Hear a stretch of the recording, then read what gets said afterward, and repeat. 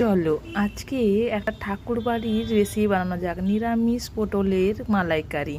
এই রেসিপিটা বানানোর জন্য প্রথমে কড়াইয়ে সরিষার তেল দিয়ে ডুমো ডুমো করে কেটে রাখা পটলটাকে নুন আর হলুদ দিয়ে ভালো করে ভেজে নিতে হবে।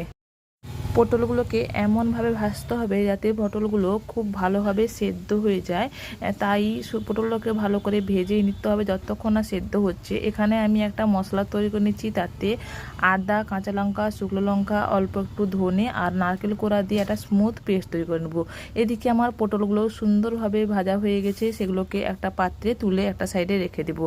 এরপর যে তেলটা থাকবে ওই তেলেই দিয়ে দেবো ফোড়ন হিসেবে গোটা গরম মশলা আর তেজপাতা দুটো দিয়েছি।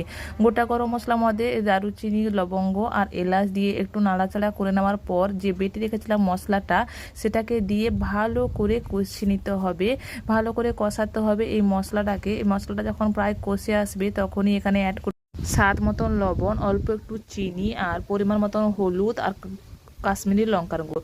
এরপর মশলাটাকে ভালো করে কষিয়ে নিতে হবে। মশলা থেকে যখনই তেল বেরোতে শুরু করবে তখন গ্যাসের ফ্লেমটা একটু কমিয়ে দিয়ে এখানে দই ব্যবহার করেছি 1.5 চামচ মতন। দই দিয়ে ভালো করে আরও কিছুক্ষণ কষিয়ে নিতে হবে। মশলা থেকে ভালো করে তেল বের করানো পর্যন্ত মশলাটাকে ভালো করে কষিয়ে নিয়ে এখানে দিয়ে দেবো। যখনই মশলাটা সুন্দরভাবে কষে আসবে তখনই এখানে অ্যাড করে দেবো আগে থেকে ভেজে রাখা পটলটাকে। আগে থেকে ভেজে রাখা পটলটাকে দিয়ে ভালো করে আরও কিছুক্ষণ 2 মিনিট মতন মশলার সঙ্গে মিশিয়ে নিতে হবে। মশলার সঙ্গে ভালো করে মিশিয়ে নেওয়ার পর এখানটা অ্যাড করে দেব পরিমাণ মতন জল।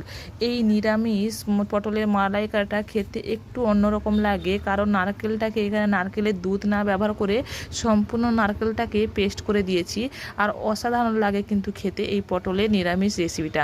পরিমাণ মতন জল দিয়ে ঢাকা চাপা দিয়ে কিছুক্ষণ রান্না করে নিয়ে এখানে শেষে অ্যাড করে দেব ঘি।